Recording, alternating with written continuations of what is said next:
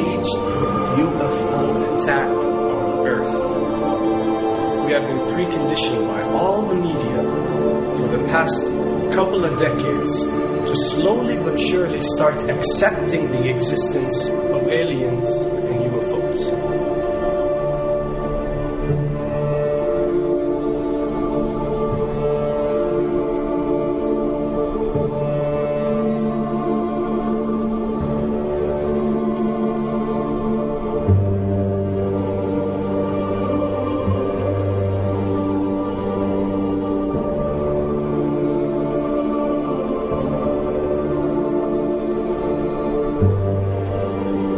I can tell you right now that 99% of every UFO sighting that has ever taken place has actually not been an unidentified flying object, because this has always been military technologies.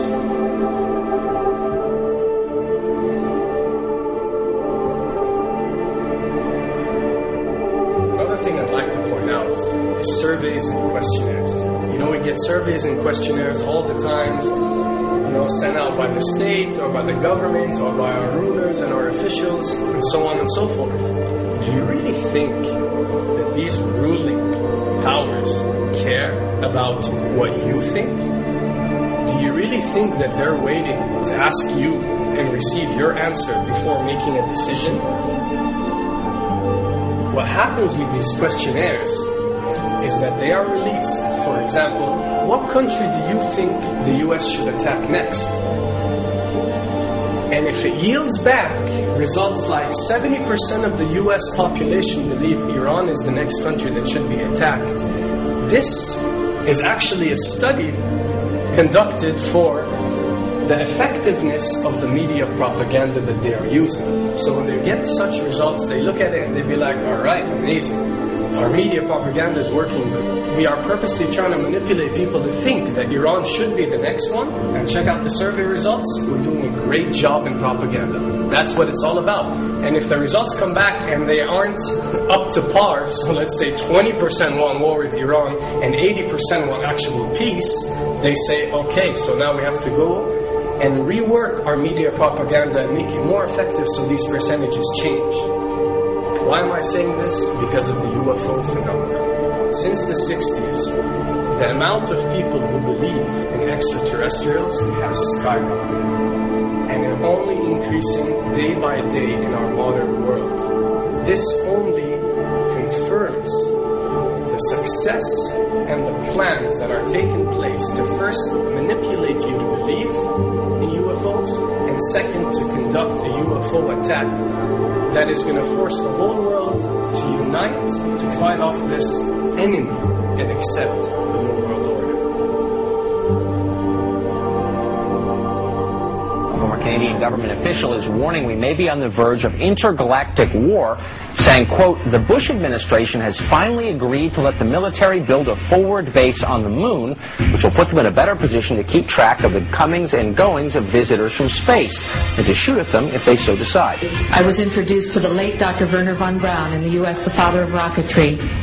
In my first meeting with him, during that first 3.5 hours, he said to me, Carol, you will stop the weaponization of space, because there is a lie being told to everyone that the weaponization of space is now first being based upon the evil empire, the Russians. There are many enemies, he said, against whom we're going to build this space-based weapon system, the first of whom was the Russians, which was existing at that time. Then there would be terrorists. Then there would be third world countries. Now we call them rogue nations or nations of concern. Then there would be asteroids. And then he would repeat to me over and over, and the last card, the last card, the last card would be the extraterrestrial threat. As a military strategist, as a person who worked on the MX missile, which I did later, he said, you will find that there is going to be a spin to find some enemy against whom we have to build space-based weapons, and now we should expect the spin. And that's the formula, except that it's all based on a lie. A supersonic saucer. Called the Silver Bug, it was truly revolutionary.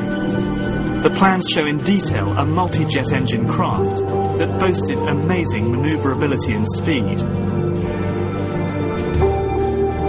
It's an intriguing thought that this concept may tie in with the work of the German scientists who brought saucer technology to the US at the close of the Second World War. What was needed were certain cover stories. What do you do when people are spotting aircraft and then telling reporters that they've seen something very unusual flying out of an airbase in Nevada? And frankly, this was the origin of a lot of the sightings that took place in the mid-50s, 1954, 55, 56, of unidentified flying objects, the UFOs. So the CIA was involved in encouraging people to believe that, yes, they saw UFOs, and the CIA and the military tried to be very helpful to reporters to get these stories out, to divert the attention of the country, particularly the people in this region, about what they had actually seen. Mexican Air Force pilots capturing on videotape what are said to be 11 UFOs. The Mexican Air Force has released a video that some of you are going to find difficult to believe. A journalist says it shows images of UFOs tracking a Mexican military plane. So what's the truth about UFOs? The story of successive attempts to develop radically new forms of flight, conducted under the strictest secrecy, is inextricably bound up with our relationship with UFOs over the last 60 years.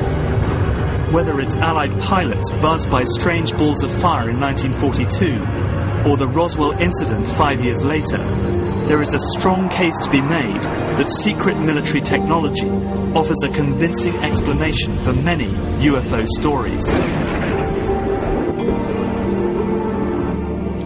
Anytime the government has secrets that they can keep from us,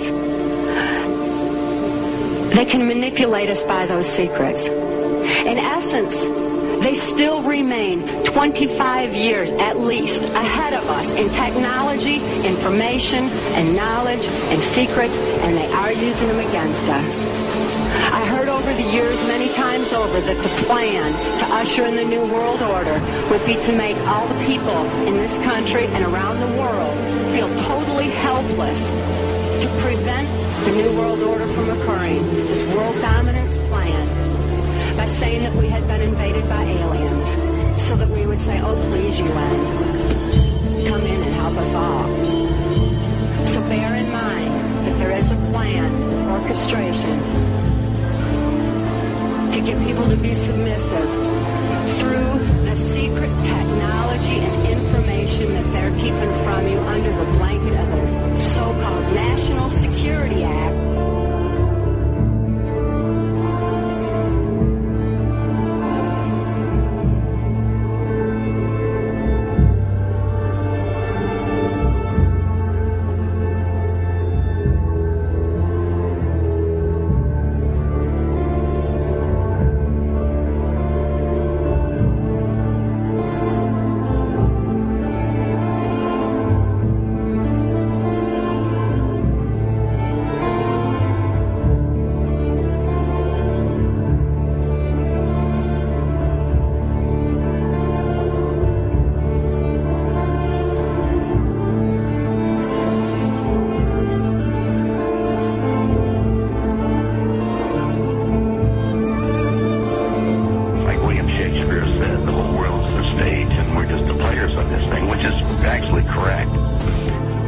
Perhaps we need some outside universal threat to make us recognize this common bound. I occasionally think how quickly our differences worldwide would vanish if we were facing an alien threat from outside this world.